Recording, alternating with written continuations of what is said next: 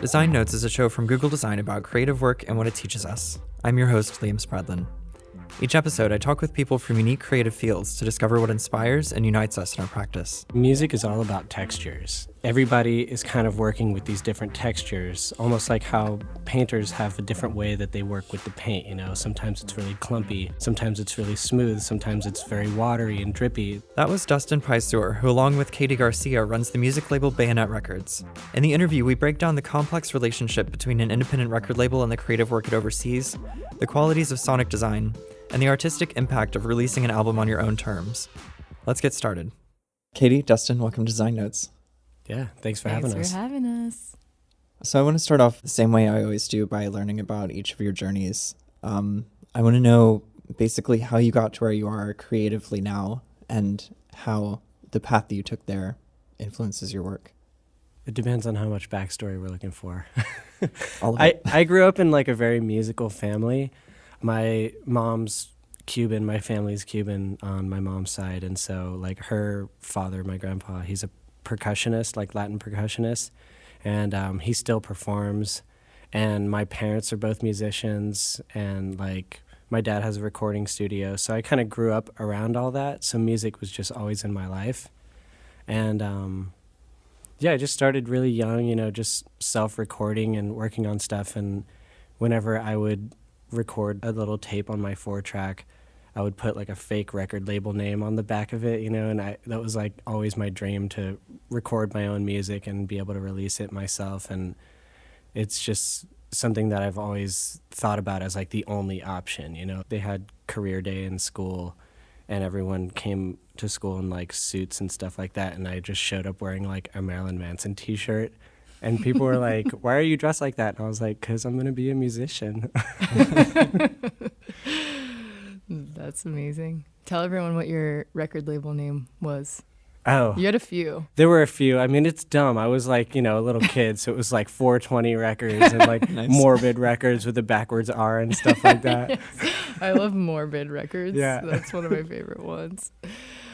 So for me, I was just a huge music fan growing up. Every time I would get a new CD, I would open it up and just like read the liner notes, cover to cover, who did what are the lyrics. I was just constantly consuming music. And then when I got older, I actually studied film in school. So I moved to New York with the intention of like working in film. I worked for a set designer for a while. And then when that fizzled out, I just took a step back and was like, what is it that I've always been passionate about? And I was always going to music shows. I was like, I should just work in music. It's a field that I know for a fact that I love. So I emailed a ton of record labels asking if they had any internships open. I even called Matador, and they just laughed and hung up the phone, which I think is pretty funny and pretty on brand. And then I emailed Captured Tracks, and they were like, yeah, actually, we could use some help. So I started interning there. I was interning there for like 6 months, and then the girl that was the label manager at the time, Autumn, left to go move back to Detroit. And then I became the label manager, which was exciting and also scary. And that's also where Dustin and I met. And then, and from then on, Dustin had always talked about wanting to start his own label. And so it was around the time that we got married that we talked about it more seriously. And we basically told everyone to just give us money as wedding gifts. And we used all of that money to start Bayonet. And that's where we are today. Nice. To start off with kind of a broad question, what would you say is the creative role of a record label? The creative role of a record label. There are a lot of different things.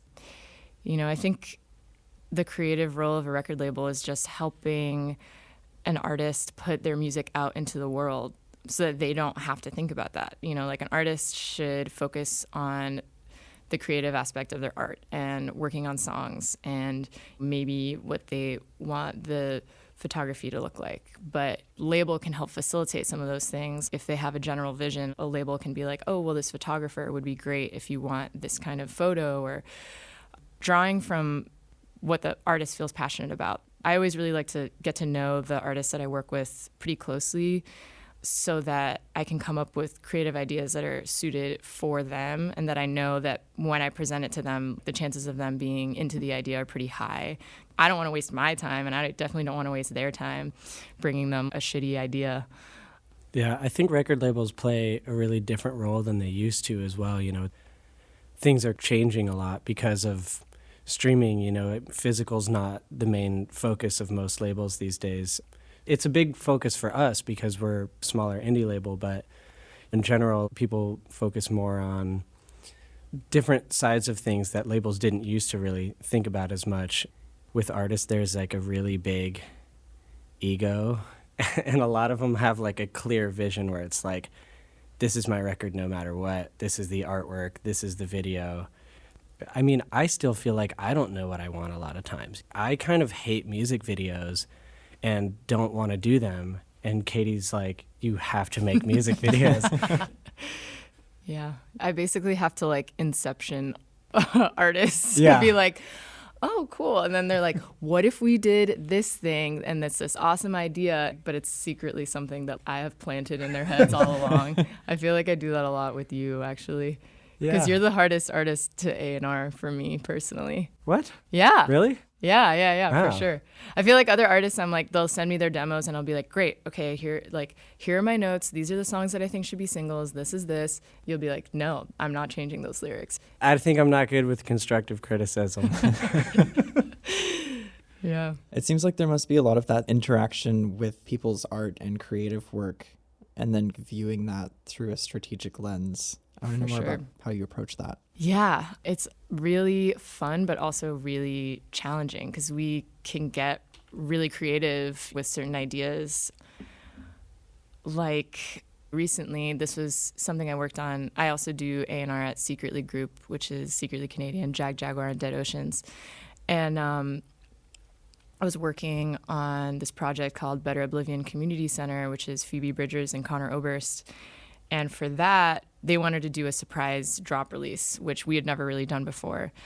And we started brainstorming things, and then we came up with this idea to have like a hotline that people could call as if they were calling some kind of Better Oblivion Community Center. And it really took off, and it made people aware of Better Oblivion Community Center, but they didn't know what it was yet. The album hadn't come out. So it was just this like mysterious little nugget of information. And I feel like doing stuff like that is always really fun and exciting, and just trying to find different ways to reach audiences without it being too creepy. You know, and also keeping in line with the vision that the artist has, making sure that it's something that they're excited about too. Also, just to define a term, what is A&R? A&R is artists and repertoire. So it's finding new artists to bring to the table to a label. So scouting new artists, new talent, and then developing it and maintaining a really great relationship with that artist, developing it creatively. You're kind of the liaison between the artists themselves and the record label. So it's a really fun job, and I get to go to a lot of shows and hang out with a lot of musicians. Well, I think you're also in the unique place where you're close friends with the artists that you work with, you know, and I think that's also unique to your personality. But like, these are people that I've become friends with, the artists that she A&Rs, you know, because they're just that close. Like, they come over to the house, or we're hanging out at festivals or something, and like, there's just this relationship that sort of transcends the work environment, and it becomes like a very personal connection. Because I think if you're working with someone that close on something that is that personal to them, it's inevitable to get that close with them, you know? Oh, thanks, Dustin. Yeah. As you're going through this process, I'm wondering about like the organizing principle or the quality that you're looking for in artists that are assigned to Bayonet. We're always looking for new and unique songwriters, people who have a unique voice, and people who are writing about really interesting things. and who want to grow creatively and just like keep expanding. And I feel like that's always really exciting. And I think sonically, we're just constantly trying to diversify the kinds of sounds that we're putting out. We don't just want to be putting out like quote unquote indie rock. And I think so far we've done a pretty good job of that. You know, we talk about this a lot at Secretly as well as Bayonet, which is that we want the type of music that we release to reflect the kind of music that we listen to in our everyday lives. I think before, you know, especially at Secretly, to see how much the roster there has diversified, like sonically, is amazing in the last couple of years. And so I think that that's something that we consciously think about. Yeah, I think a big part of it is just a gut feeling. You know, you listen to something and you can tell if it's real. You know, it has this substance. There's a real person behind it, you know, and something that has a lot of personality and is unique and is willing to take risks. And you hear it and you're just like, you can just kind of tell when people have something special to them, and there's no way to really quantify that in like a concrete way or explain it in a way that someone could learn. It's a lot of it is just based on feeling. I think that gets into my next question as well, which is more about the qualities of music, because I'm a designer who works primarily in a visual medium. Mm-hmm. So the idea of working in something that's mostly a sonic or auditory mm-hmm. medium is not only interesting, but also foreign to me. And I'm interested mm-hmm. in how you conceptualize that and like, what are the pieces that you identify? One of the things, I feel like this is applicable to this question, is Jeff Buckley has this amazing quote where he says that music is trying to shape sound to fit a feeling. And I feel like that's like really apt. And I think that that is something that I connect with in a really big way, because I feel like music is so emotional, and this work on our side is so emotional, and sometimes it can be emotionally draining. Music, it's kind of like my objective with it when I'm creating something is it's almost like if you were able to send like a psychic message to someone in a way. It's like I have this feeling and this emotion that's so overwhelming and so powerful, and there's no way to express it to someone else outside of this form. You know, it's like trying to condense all of these feelings into a way that you can share with someone else and give them a piece of your mind and be like, this is exactly how I feel and what I'm experiencing, and I want you to feel this exact same way. And I feel like when you hear a song that gives you the chills, that person has done that right. They've been able to send you this little personal feeling that no one else can understand and like inject that into you. So Katie, going back to something that you said earlier about the kinds of artists that are with Bayonet. Mm-hmm. I read in an interview with Forbes, you said that Bayonet tries to get artists that sound different from one another or use different sonic palettes. Mm-hmm. And I'm really interested in that phrase and what it means, and also why it's important. You know, the sonic palette just means it's like when an artist has their palette and they're picking all the colors and which colors make sense for this painting. It's similar to an artist having access to all of these sounds and which sounds make sense. And Dustin was saying before, like, can create something new and fresh and something that can resonate with people. We just want each artist to be as diverse and as singular from the next.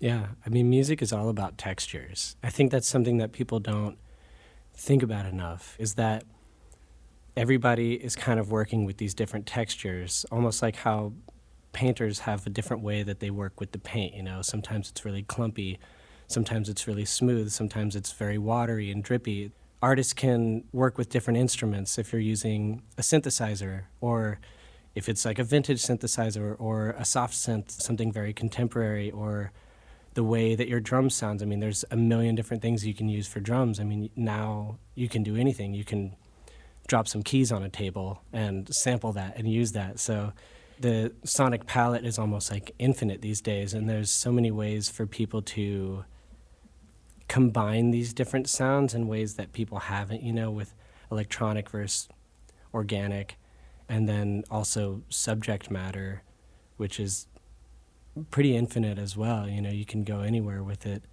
And someone who's able to blend all that in a creative way and a technical way at the same time, that's when, you've stumbled upon something that's very special and unique. I also want to talk about Beach Fossil's 2017 album Somersault, because it was released on Bayonet Records, and I'm interested, knowing now like a lot of the logistics that go into a label and like the creative involvement and things like that. Dustin, I'm interested what impact the association with your own label had on the album's creation.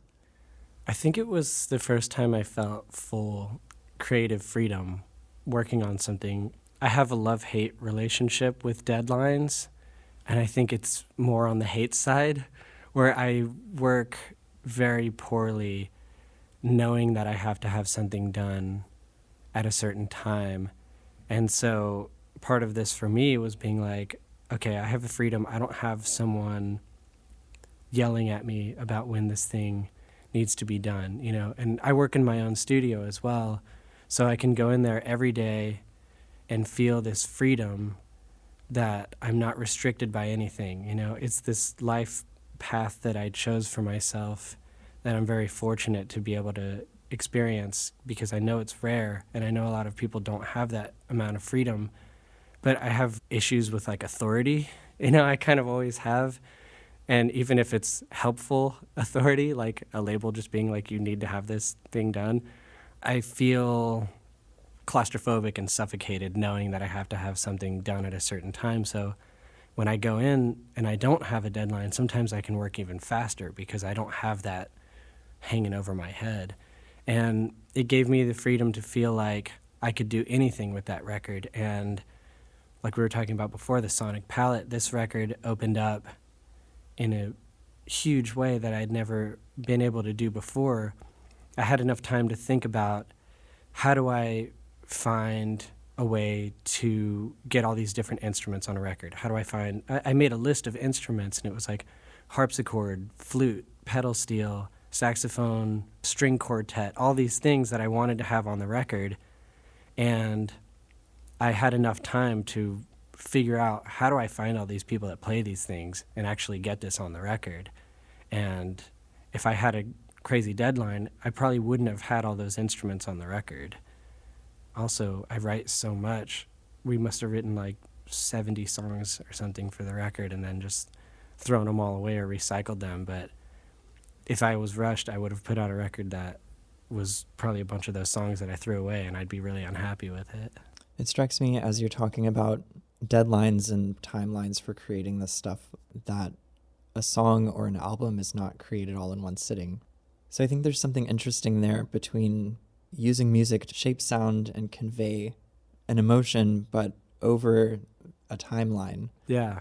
Like there must be some refinement process over that timeline to get it right. And I'm curious, how do you know when it's right? It's so hard to say.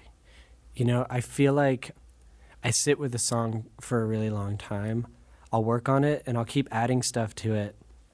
And I think when you know it's right, this is something that I guess works for me personally, is like I add so much to the song and then I start stripping things away and pulling stuff off. And when I feel like it's reached the point that I've taken enough things away from it and it's minimal enough and it's working and it's not cluttered, that's kind of when it feels right for me.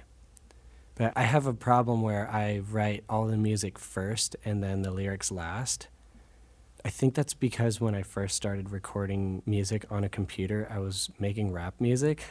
I was like making beats. So, you make all the music first and then you do the vocals on top of it. And so for me, that was just like a natural way to make music. And I still think about it that way. I get this instrumental and then I put vocals on at the end. But it's like the song is so cluttered at that point. I'm like, where am I going to fit vocals? So I have to start stripping things away and getting it really empty and turning things into like little one-shots instead of loops. And I don't know, you just know, like I listen back until there's not 1 second of the song that I don't like. and then I realize it's right.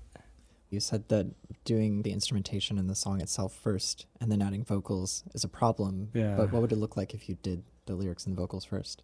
I've actually been doing that recently for the songs that we're working on for the new record, because it's kind of the traditional songwriter. That's the way it's done. You know, it's like a person sits down with an acoustic guitar or a piano and they come up with the melody and they start to figure out what fits on top of it. And usually, yeah, people have the vocals and the main thing already going together, and then they just bring in instruments and layer everything on top after the fact. Whereas I'm doing the total opposite. I'm just layering it all up, and I'm like, there's no room for vocals. I have to start taking stuff off.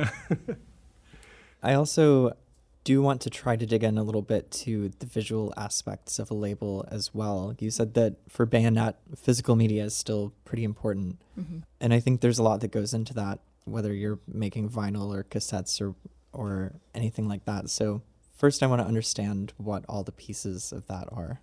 Oh yeah, it's a lot. So we work with this awesome designer, Andrew Lewandis, who's based in Atlanta. He helps us lay out everything. We need the record cover, the inner sleeve. Sometimes it's a gatefold, so you need to figure out what's going to go in the gatefold. Sometimes there's a poster that'll go inside. You have to figure out what the marketing sticker is going to look like. The CD booklet, what's going to go on the CD booklet? What is the CD itself going to look like? The labels that go on the center of the vinyl, the J card for the cassette tape. Like, there are so many things, and you know, you're drawing from the same set of images or designs, but you kind of have to change it according to the layout, because all the layouts for each item are different. So you kind of have to distill like what it is you really, really want on certain things. Like, for example, cassettes, like there isn't much room to have a lot of like artwork or words. Whereas like a CD, you have a booklet, you can add as many pages as you want. Then it becomes like, oh crap, what images are we going to have inside the CD booklet? And like, do we want to have the lyrics or do we not want to have the lyrics? Do we want to just have production notes? And then the vinyl is kind of like this, the in-between of those two. It's always a challenge, Yeah. But it's a fun one. That part's kind of fun. You can hide little Easter eggs in there, you know? Oh, yeah, totally. For most of our records, this awesome guy, Josh Minotti, masters them. And when we did our first record on vinyl, he was like, you know, I can always put a secret hidden message in the etching of the lacquer of the vinyl so that when you press it, it'll be on like every single copy. So we were like, whoa, that is sick. So then we started asking our artists to do that and started asking them like, what do you want the etching to say? And so if you look closely in the light of a lot of our records in the inner loop of the vinyl, you'll see like there's a little etching, there's a little quote etching, in all of them. That's awesome. Going back to something that Dustin said earlier about music videos and like preferring to focus on the music rather than the video, I'm curious how you translate the aesthetic of the music into something cohesive that can cover all of this physical media. It's difficult. I mean, I can't speak for other artists, but for me, I try to make my artwork as minimal as possible because it just goes back to me liking the music to speak for itself, because it takes so long working on stuff. This last record took me like 4 years, 5 years, something like that. Yeah. It was a long time, but it was like, I spent so long thinking about the music. I was like, I don't like to put an idea in people's minds about what this is. I like them to make up their own minds. So like, it's just a white album cover with the name on it, and that's it. It's just, I want people to have their own visuals, you know, when they listen to the music, they can lay in their bed and whatever and just imagine their own little story or music videos, because people always interpret their own things. And it's funny how people will interpret your music or your lyrics when you go and meet with someone who is a music video director, or even just talking to someone who listens to your music, because the lyrics mean a very different thing to a listener than it does to you as the writer. Because I've had people be like, this line is like the most important thing ever, and like tell me what it means to them. And I'm like, that is not what that means at all, but I'm really glad that you took that from it. And I think that part is really important, like not correcting people if they get a different idea, because I feel like there's no such thing as like a wrong interpretation. It's just your interpretation. But anyway, going back to visuals, it's funny to see how people will kind of interpret it themselves. You know, if you give somebody free rein for a music video, they're like, oh, what if we did this? It's like this crazy storyline in a way that kind of bugs me, because I don't like the idea of a different story going on top of the story that I'm already telling. Yeah, I mean, I think every artist is different. You know, some artists will want the music video to be a very literal translation of what the song means, and other artists, kind of like Dustin, will want it to just be them like singing the song or whatever, and let people kind of interpret the meaning of the song for themselves. Yeah, well, some artists are really visual, and they do have like a whole idea. Like Jerry Paper, when we were working with him, he just had all these crazy ideas, because he like does collaborations with like Adult Swim and stuff, and he's like, yeah, like should be like this big human cockroach like smoking a cigarette, and he's like got this whole idea. You know, he's somebody who like he would turn in a full record and be like, here it is, here's the artwork, and it's like we hadn't talked in months, and all of a sudden he's just like got it. You know, he's like got his whole like aesthetic. He's created a whole universe. And that's really fun, too, because you don't want to step on that. You know, it's like, I think there are certain record labels that are just so big that they will sign somebody and then try to change them and be like, okay, cool, like, this is who you were, and how do we make it more marketable now? It's like, oh, you can't do this big, weird human cockroach thing that you wanted to do. But for us, it's like, hey, the more the merrier. Like, this is why we signed you, you know? Yeah. Speaking of creating an album and all of its art and everything is its whole universe, I'm interested in how you think about an album as one work and what it means, how you decide like what goes on an album versus what doesn't out of those 70 songs or whatever. I guess just trying to create like its own universe that kind of works, but also it should contradict itself enough. You don't want to have an album where every single song sounds exactly the same, because then it just gets boring, unless you're the Ramones. Like that's the only time it's legal. But for me, I do think about records. I can't think about singles. I just don't see it that way. You know, I feel like an album is like a film, and there are all these different acts. And actually, that's something that I do when I'm thinking about what songs should go on an album and how to sequence the songs in a certain order. I've always thought of it in 4 parts, because traditionally a physical record has 2 sides, and so you want to have 2 movements. And so I like to have it where it's upbeat stuff in the beginning, then it slows down a little bit for the A side, slows down a little bit, then picks back up, and then the B side does like a similar thing where it's a little upbeat, slows down, and picks back up.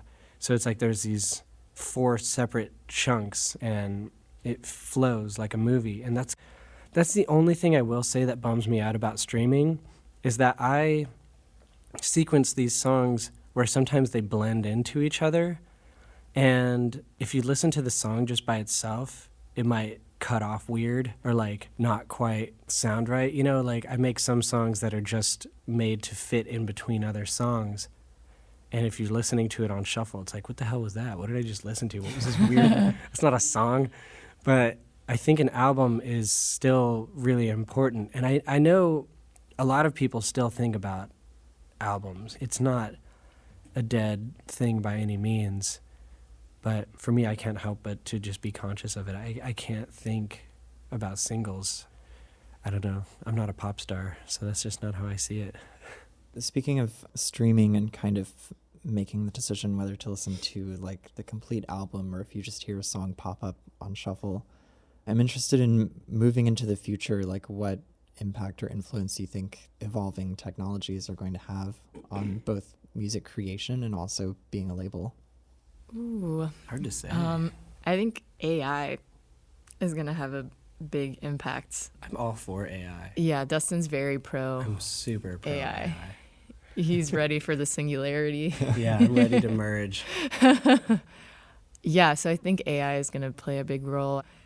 Sometimes I try to think about, like, what is the next thing that comes after the internet? And you're like, well, you couldn't imagine it because you weren't able to imagine the internet 100 years ago. So how are you able to think of what could be next?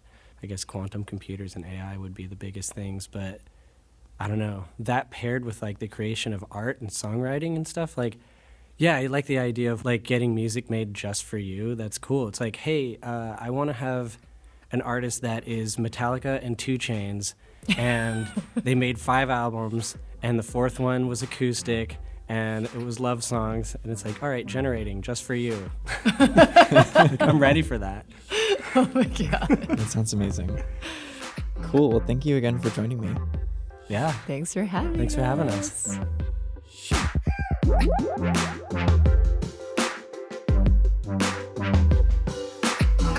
Subscribe to Design Notes so you don't miss our next episode with musician and animator Connor Grable. In the interview, we unpack the direct influences our experiences can have on creative output and the unseen ways feeling and healing can be conveyed through art. You can subscribe to Design Notes on Google Podcasts, iTunes, Spotify, or wherever you listen to podcasts. Leave us a review on iTunes and listen for a shout out in the next episode, or let us know how we're doing with an email to design@google.com. Thanks for listening.